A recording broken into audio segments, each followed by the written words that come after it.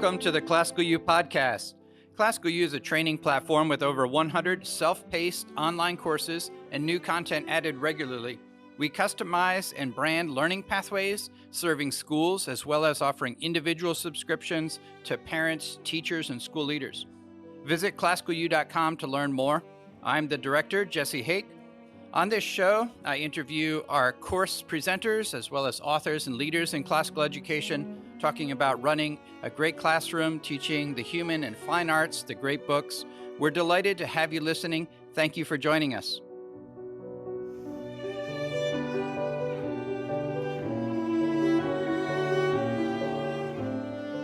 I'm excited to welcome John Mays to the Classical U podcast. You've been recording a brand new course with us. I know it was based on a lecture that got a great review this summer.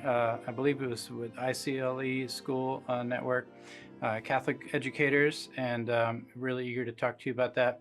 Welcome to the studios in Camp Hill and some stomping grounds you've spent quite a few days in, on and off, but glad to have you with us. Thank you. I'm glad to be here. Thank you. I was very excited when I heard about the lecture that you had given and the reception that it had and how it's inspiring this course. You have a burden. I can tell as I look through your notes and listen to some of the course content, you sound, evangelistic, prophetic, like you're, you really care about what you're saying. The title of our new course is Cultivating Wonder Throughout the School. And you are going, above and beyond your core area of science. I should say for all of our listeners, John Mays is the founder and the author and the content editor for the Navarre Science series that sells with Classical Academic Press and is just incredible in its growing popularity and reputation that it has for science classrooms. But John, you're going beyond science with this course. You're covering a lot of different subject areas, and the title says it. You want to address the whole school. Yes. Well, when I first started developing the talk that you referred to, it was just a science topic, wonder in the sciences. And that's sort of low-hanging fruit because everything in nature is spectacular if you look at it in a certain way. And so I initially was talking about the sciences, but then I was asked to develop the talk that would apply to the whole school. The first time I gave the talk, which was over a year ago, the reception was similar to what I got last summer. Yeah. People said incredible things, so I knew it had hit a nerve. And so I worked on it more, and when I gave it last summer in July, I got an even stronger reaction. I didn't know that would really be possible, but I did. And people were coming up to me for many hours and days afterward.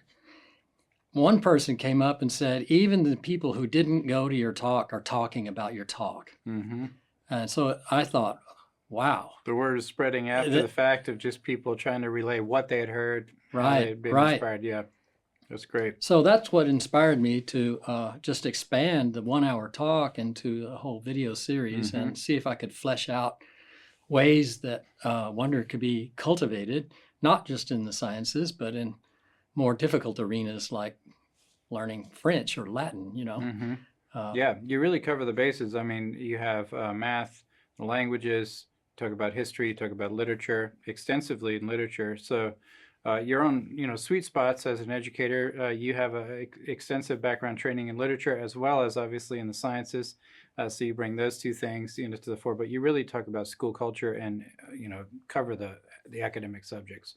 I want to circle back and talk about the problem that you're addressing to start out a little bit. What are some of the indicators in our world this day and age that we're suffering in some way from a loss of wonder, a sense of awe, gratitude? What might be some of the best words, and where are you seeing this, and how would you articulate the problem that we have? the problem began way before contemporary times. It began when I was a child in school. I mean, it Do you was, consider that before contemporary times? well, when I say contemporary times, I mean times after the 1980s, Mm-hmm. when Mm-hmm. two new problems arrived to make education infinitely more difficult than it already was. Mm-hmm. In the 80s, we started experiencing the withdrawal of children from nature Mm-hmm. because of safety concerns and so on. Got it. Yeah. I mean, when I was 7, I was riding my bicycle all over Memphis, Yeah. you know, unchaperoned, Yeah. and climbing trees and all kinds of stuff. But even before that, you're saying there's a more basic issue. Well, yes. Before that, lifeless teaching was not unknown. Mm-hmm. I mean, it was common enough. Mm-hmm. Uh, That's a phrase you use in the course. Can you just give us a super short definition? Lifeless teaching. well, I defined it in the course Yeah. as teaching that is completely unaware of the presence of mystery. Mm-hmm. And sadly, many teachers are like this. Their courses are perfunctory. They're Yeah. mechanical. Yeah. I have a curriculum. My job is to communicate this curriculum to the students. So I walk in the door and I say, turn to page 151, and today we're going to talk about, and then they say something, and then they go forward. And Yeah. even if it's a topic that is just exploding with mystery, like let's just say DNA replication or something, they'll treat that as a very perfunctory thing to explain. Whereas it's really a mind-blowing process and phenomenon. Mm-hmm. And to approach it like that to me, it's a radical lost opportunity. Yeah. It's an opportunity for students could be really excited and motivated and just amazed by what they're studying, Mm-hmm. so that they're motivated to study it even more. Mm-hmm. And the opportunity is lost because nothing amazing is Yeah. pointed out or drawn out by the instructor. So that kind of teaching, well, I certainly had my share of that. I had some teachers that, and I referred to one in the course, who did things that filled us with wonder in the classroom. Yeah. An English teacher I had when I was in 10th grade had methods that were most alluring, you know. Mm-hmm. But a lot of teachers were just simply boring. And it was boring to be in their class. And it was, when I was a teenager, Alice Cooper's song, School's Out Forever, came out. Mm-hmm. That song is sort of an anthem for how Yeah. boring school is. We want to get out. Yeah. School's out for summer. School's out forever. No more teachers, no more rules. So the fact that that song was produced shows that there was already a problem with Yeah. I'm bored at school, Yeah. even in 1975 or whenever that was. Yeah. So information, just passing along information, describing and memorizing kind of mechanical processes. These have been things plaguing education for some time, and it's related, to some of the debates with classical liberal arts educators and progressive or factory model type education, where those causes go way back. But you were just identifying sort of more recent two things. One of them was you said kind of safety consciousness, maybe. The way we relate to media and the news, and what we're kind of saturated by and worried about.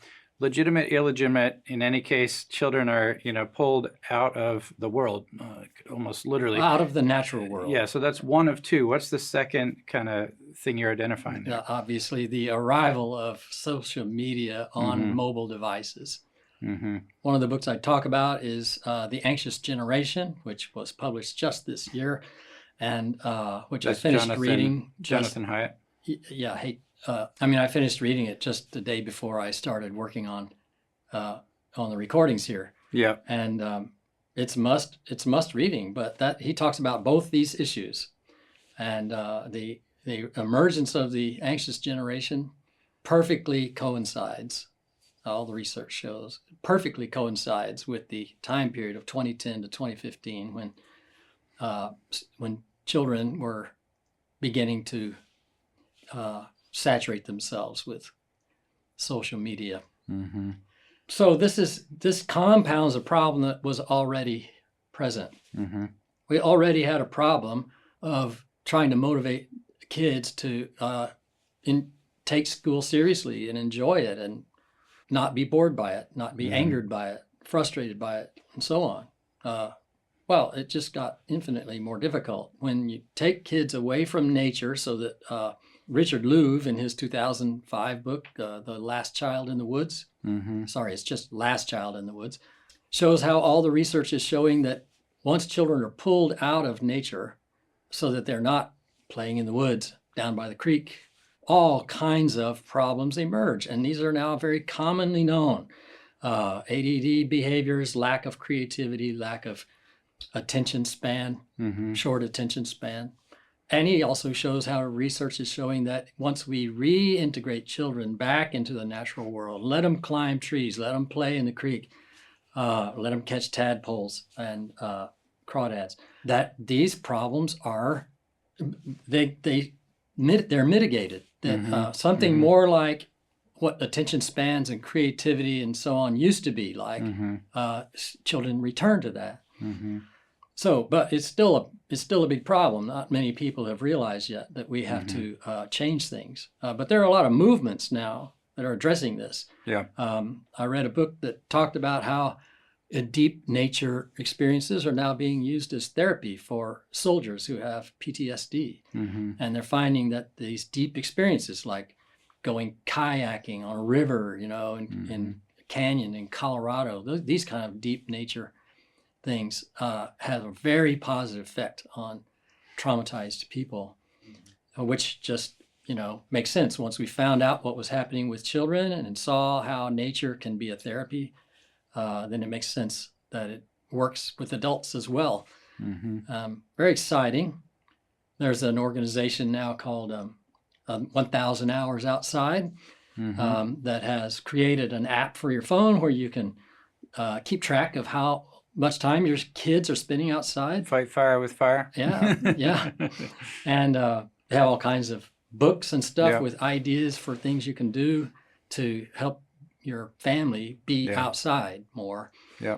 So there are also schools. I mean, there are I forget the name of them. There's schools most of them are in England, I think, that are called something like forest schools. Forest schools. Yeah. There are a couple classical schools I have come across. I believe Sundial Academy, where there's an intentional kind of cross-pollination, combining of forest school kind of principles and concepts with classical education, sometimes, farm opportunities for gardening and things that are integrated very intensively into the school day, experiences, animal husbandry, where not only just wilderness, experience of forest and free time, play time, but up into the older grades, gardening and things that continue to maintain a real engagement, sustained engagement with nature. Yeah, so the hopeful signs are out there, and you're championing that, tapping into that, and then going through the subject areas and saying ways to bring this into classroom with concrete, practical examples in this course.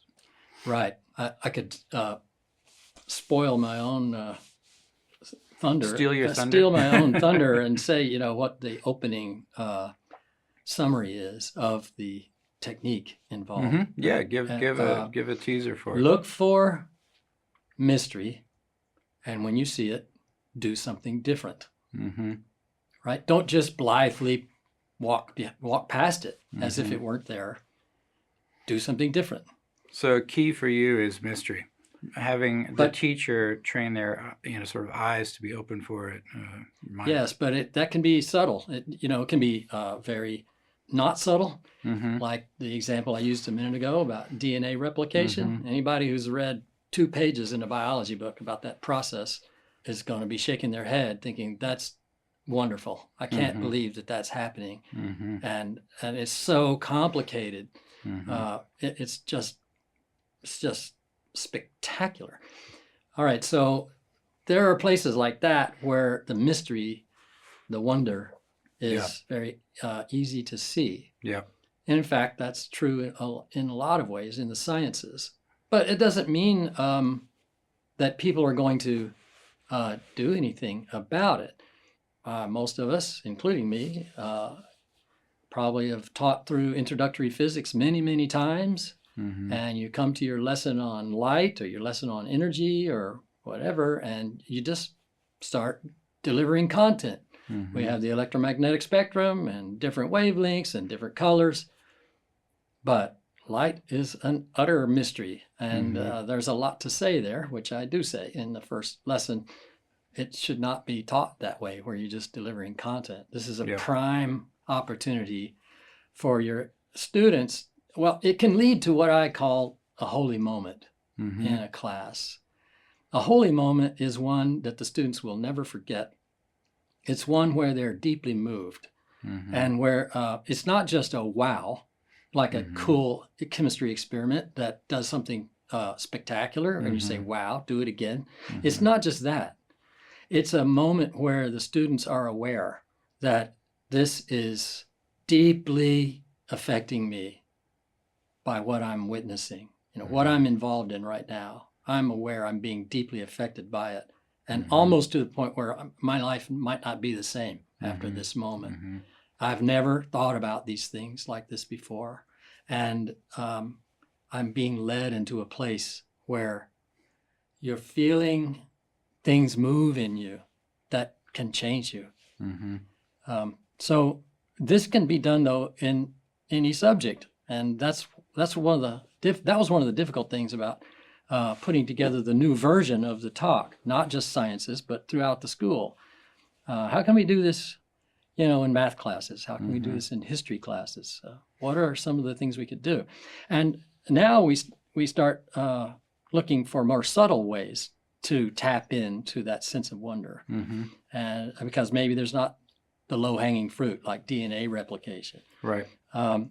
But there are things like, in history, for example.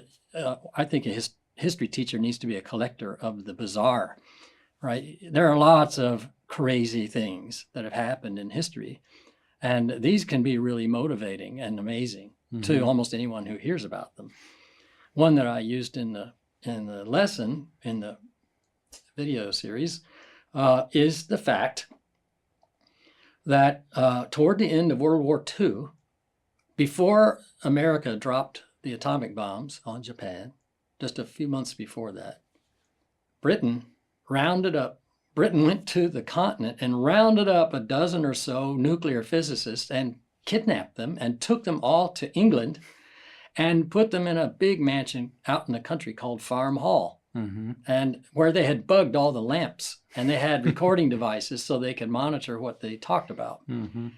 I mean, has anyone ever heard of this? I didn't hear about it until I read Michael Frayn's play, Copenhagen, which is a play that, it's all about physics. But the second half of the volume that contains that book, he goes into the historiography of learning the history so that he could write the play. And he tells the story about Farm Hall because the recordings and all were declassified and released in 1992. So this all came out, that this happened. Yeah. Werner Heisenberg, was one of the ones that was kidnapped. Yeah. Heisenberg's uncertainty principle, that guy. Yeah. Well, I mean, to me, this is just fascinating that this happened. Yeah. After the bombs were dropped on Japan, they got to listen to what the physicists were saying about that.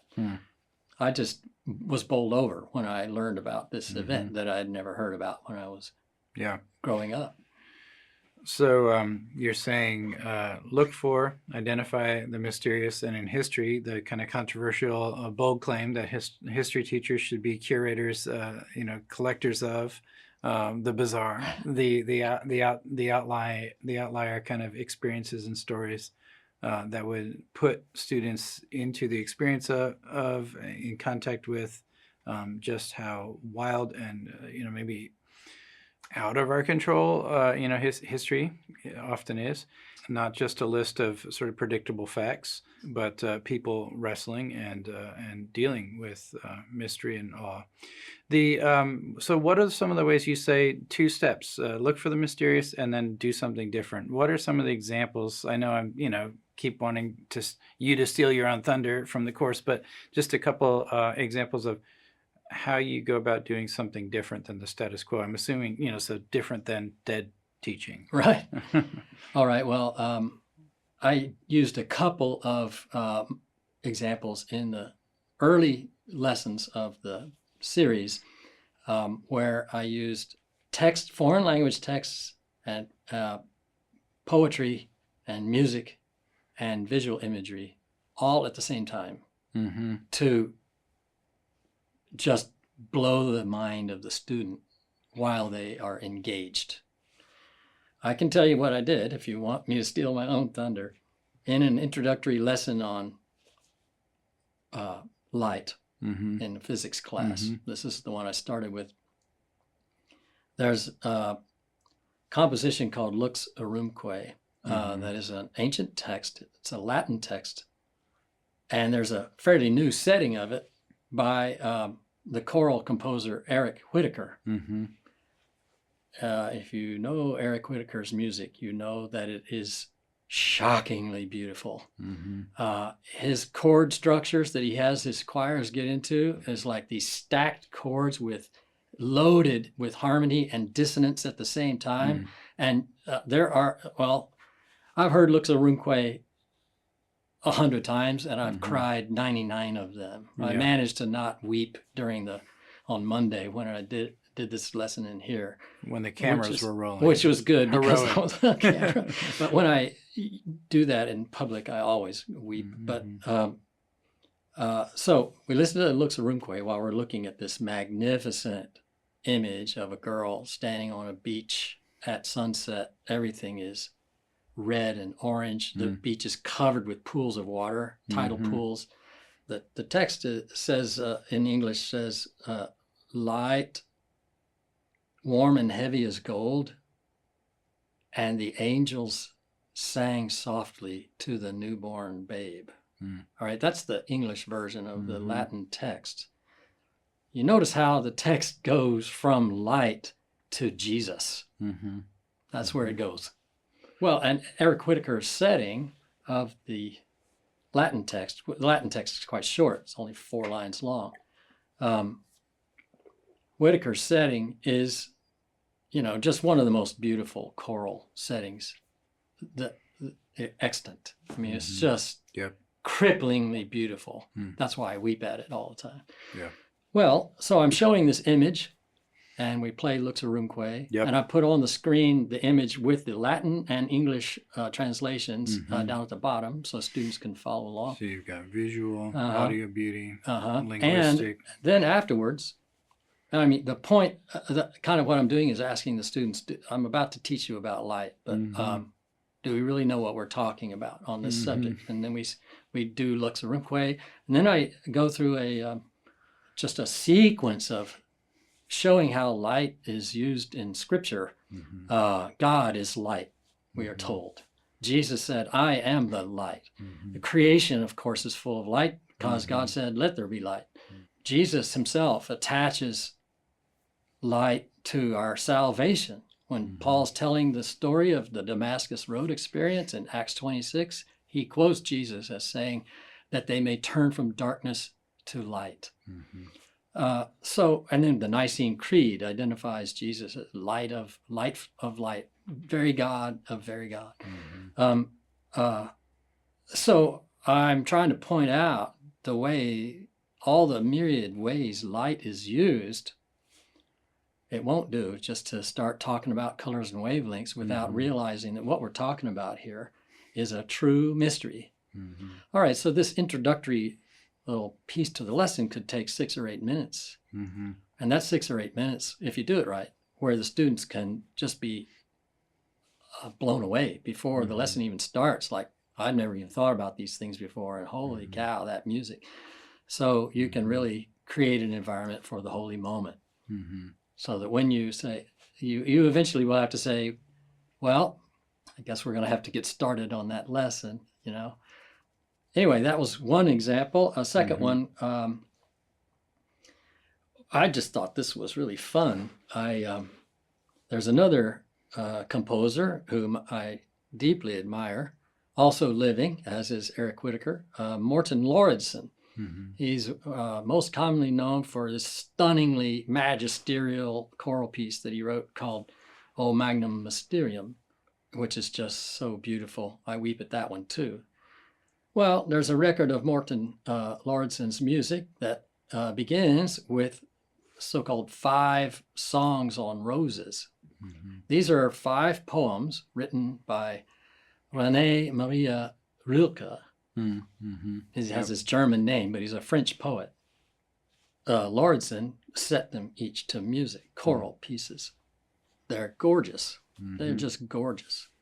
One of them struck me so much that a couple of years ago, when I was discovering these and listening to them constantly, one of these pieces is called Rose Complète, which you could translate as the complete rose or perfect rose.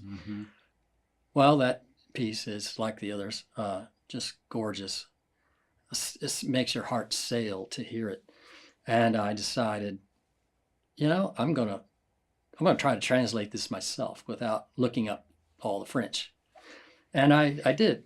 I had to look up one word, and the rest of it wasn't too hard. And well, when I thought, just think, we have this beautiful setting of this French poem. It's so beautiful that you'll want to hear it over and over and over. This is a perfect opportunity for students in a French class to do something different, right? We have to translate French. We're here to learn French. You could do this in a very perfunctory way. Or imagine a day where the teacher says, all right, listen to this. And you play it, and everybody's jaws are hanging down at how gorgeous it is.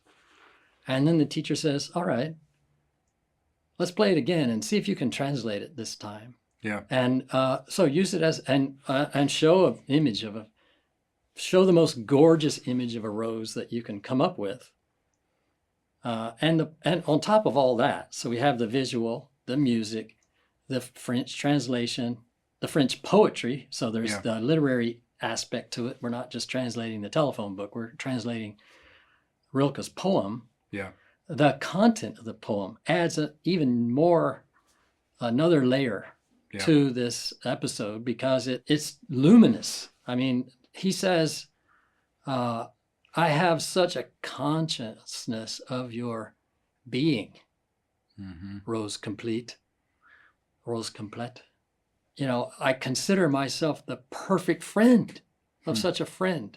You know, he's addressing the rose. I'm mixing up the first and second verses. It's only 2 verses long, but in the first one, he addresses the rose complete in the first person. And in the second verse, he addresses toute la vie in the first person. So all life. He's anthropomorphizing all life and addressing toute la vie in the first person. And that's where he said, I consider myself the perfect friend of such a friend. And so very positive, life-affirming message in this poem. Which today is very much needed. Don't we need life-affirming messages? You know, Generation Z is having a hard time. And that's one of the points in Haight's book, The Anxious Generation, is the anomie that is common now among people who are under, 30 years old. And their jadedness and they're not just bored and jaded, but they're also sadly melancholy about life and our prospects going forward in every region, the environment, political, everything. So we need ways to bring life-affirming messages in. So that poem does it perfectly. I thought, what if a French class did this? This would be this. You can create a wonder moment when just by the way you put this together. It doesn't have any there's nothing wonderful about translating French per se, unless you're, like a philologist or linguist. But you start putting all these levels in there, like the poetry, the life-affirming message, the beautiful music, Yeah. and the image, and now you've created a wonder for the Yeah. students to experience. And they'll go home that day and say, wow, what a great lesson we had in French. Yeah. Well, thank you for those examples. Those two lean on hard work, good work by the teacher with, lesson planning, finding the life-affirming messages, connecting things together, a science lesson on light where you don't just jump in and start talking about magnetic, electromagnetic fields, as you said. But are there instances as well of the kinds of things that students and teachers are doing together on routine bases? I'm thinking, of gardening and things like that, where when I think of being put back in touch with nature, it would need to impact the kind of practices, routines of what's being done together to some extent in the life of a school. Do you get into any of that with your course, or even separately from the course? You mean how do you? just how do we tap into the wondrous even Yeah. without compiling a big complicated? Yeah, and a sophisticated and carefully crafted, kind of curated lesson plan that creates this moment, which is beautiful. All right, here's powerful. another example that Yeah. I used in the video that happened. The teacher told me about this. This teacher was a second grade teacher. I just love this story. She's a second grade teacher, and she was doing a thing that we try always to do in classical education, and that is integrate things together. So what she was doing was very integrative. She wanted students to practice using creative language, right? So it's a literary activity. Yeah. She was also doing it in a way that made it a science lesson, because what she was doing, she took the second grade children in her class outside and back in nature, and she had them each individually sit down in front of a different plant and describe the plant by writing a description of it in their journal. Yeah. Right? So there's a lot going on here. Yeah. Written observation, written description, nature experience, and a language component. Yeah. She came up behind this little boy who was looking at his plant, and she looked over his shoulder and saw that he had written in his journal, "The plant is green." And she kind of leaned over and said, "I see you wrote that the plant is green. Can you tell me what kind of green?" And the boy tilted his head and looked at the plant and said, I think it's celery green."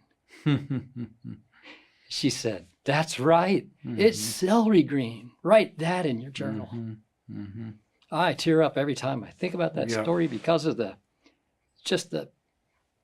total beauty of that moment when that kid says, "I think it's celery green." He just made this enormous leap from green to celery green. He wasn't describing celery. He was describing something else that he decided was celery green. That's poetry right there. Yeah. Yeah. 7 years old. Yeah. Beautiful. Yeah.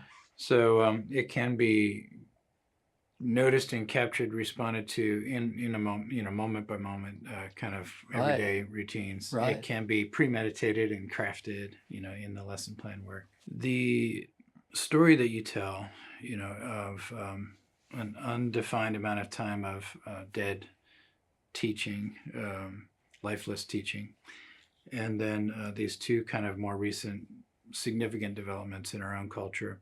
Would you add anything else to some of the factors where we've lost a relationship with the world and nature, have no sense of it being a living thing, a friend?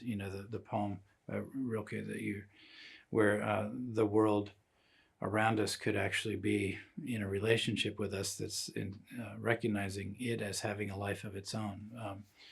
I recently taught a college freshman class where one of the items we read was a beautiful essay by Wendell Berry called "The Presence of Nature in the Natural World," a long conversation, and it really connected with the students. This fact that we think of the natural world as inanimate, but for a very long time, the natural world was understood to contain, to have a life of its own. And Lady Nature was one of the, in English literature, showed up frequently as a sort of personification of that understanding that nature is in a relationship with us. What is it? I would suspect that there's even more, reasons sort of behind the lifeless teaching. Do you have any sense of the history of science or culture or our society? How do we lose that?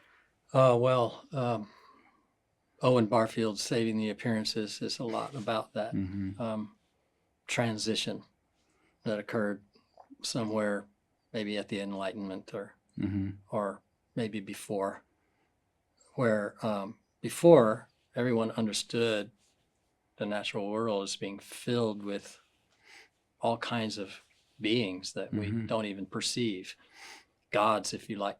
And then once we go through the Enlightenment and the new dawn of rationality, which of course Nietzsche deplored, but once that transition occurs, now we have this new scientific frame of mind. We don't believe in these things anymore.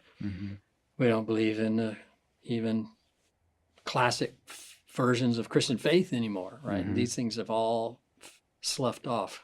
And what we're left is with a mechanistic world that has no inherent meaning.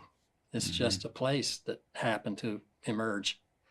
And well, it's really hard to sustain a sense of fascination and wonder once the world has no inherent purpose or it's not representing the mind of a creator who loves us. Yeah. There are authors now who are going the other direction, right? Yeah. David Bentley Hart, for example. Yeah. I love his expression, which I included in the course, that every creature is an instance of God uttering himself. Sounds a lot like Gerard Manley Hopkins' poem Kingfishers Catch Fire, where, myself, it goes and tells, it selves. He uses self as a verb. Selves, myself, it tells. And Hart goes further. It's not only selving, it's godding, so to speak, to use the same sort of linguistic syntax.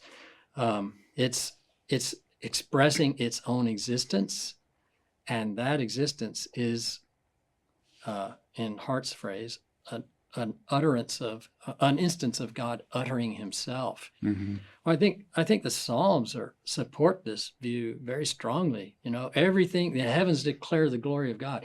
Everything is declaring the glory of God, and not just the living creatures, but the inanimate things like stars and rivers are doing the same thing.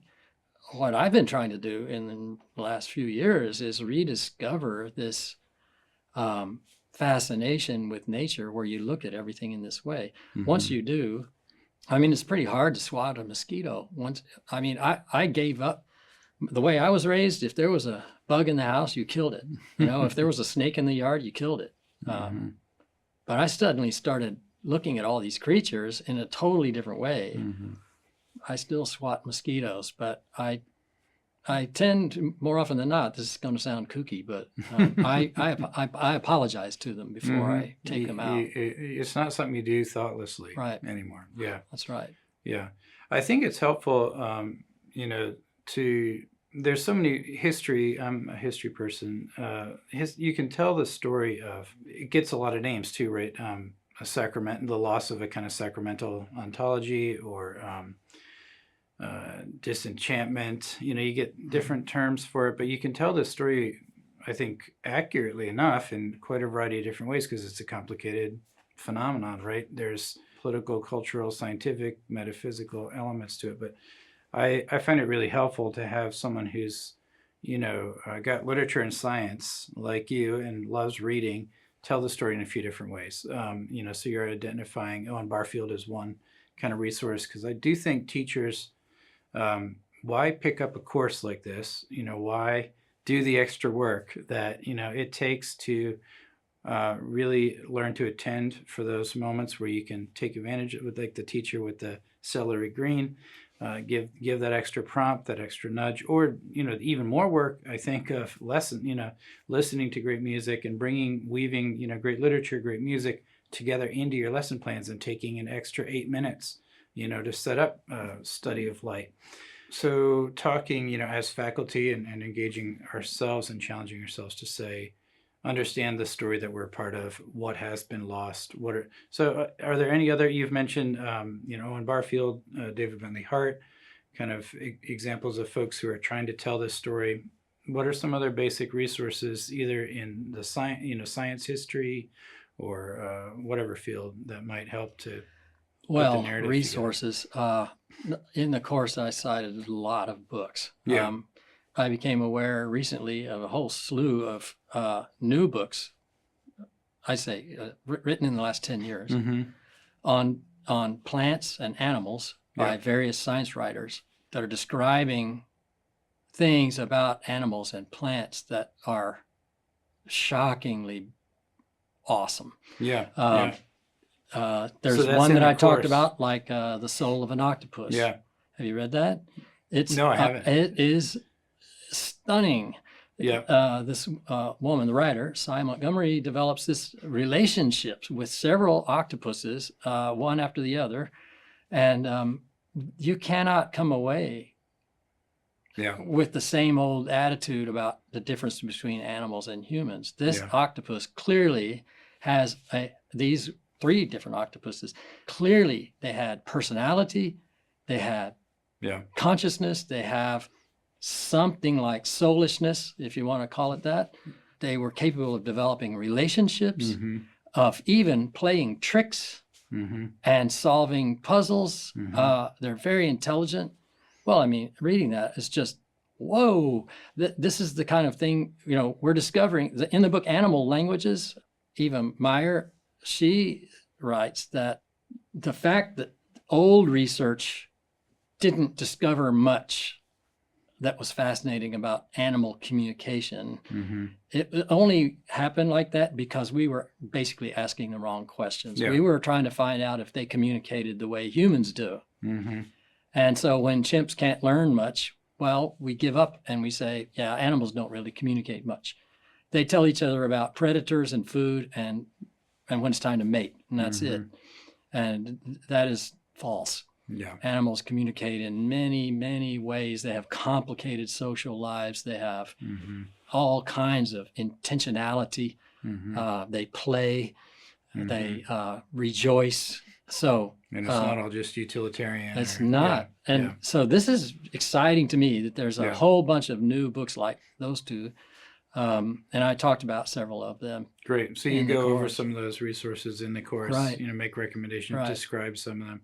Here's another example, though, of the kind of attentiveness that I am trying to commend to people that I also mentioned in the course. I used to lead a Europe trip for our school where I taught. I took students, the junior class, to Europe 9 different years.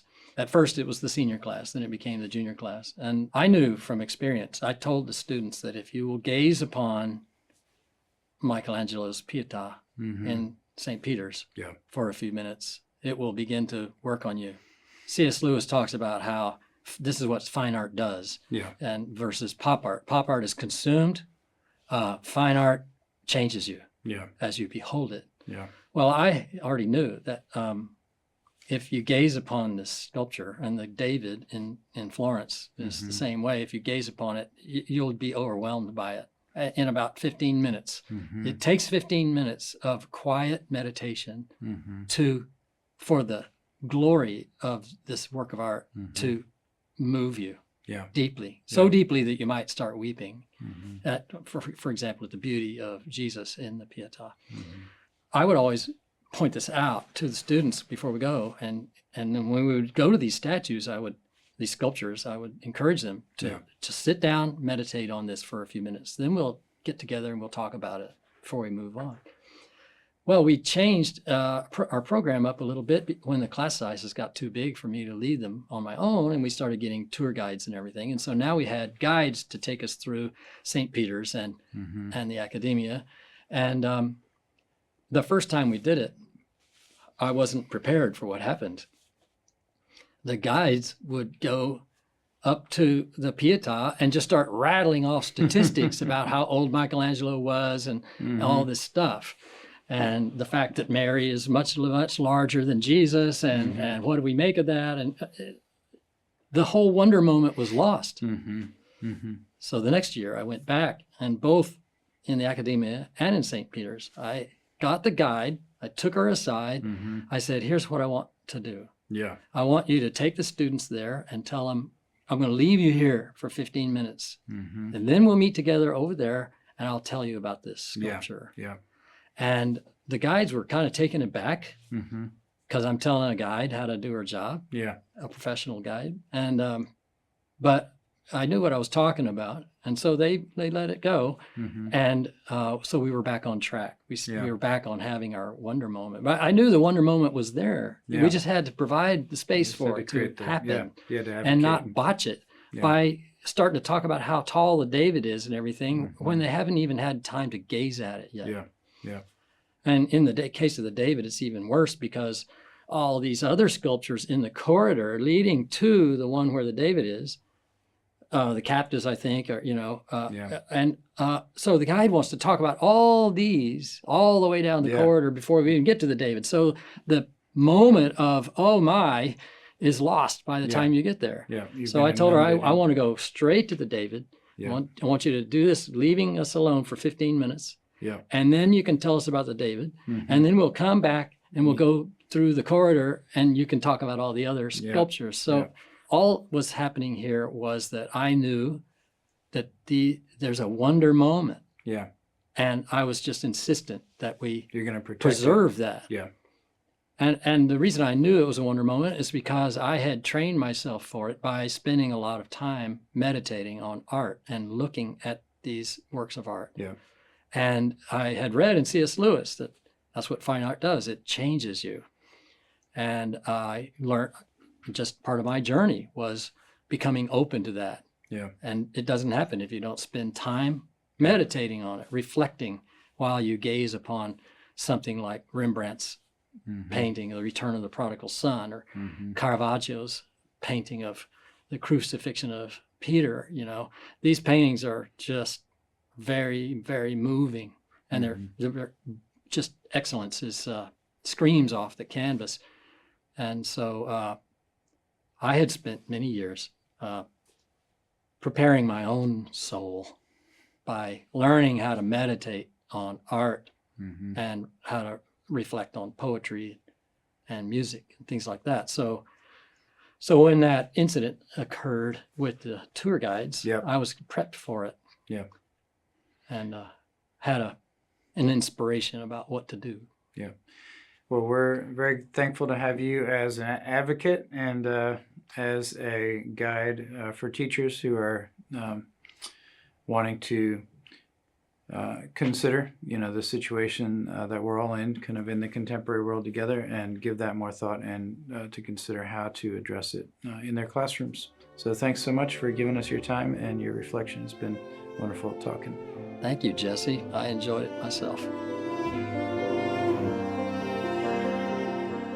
You've been listening to the Classical U podcast. Thank you for tuning in and for following us with our courses, training teachers, parents, school leaders on classicalu.com. Our training platform is owned and operated by Classical Academic Press.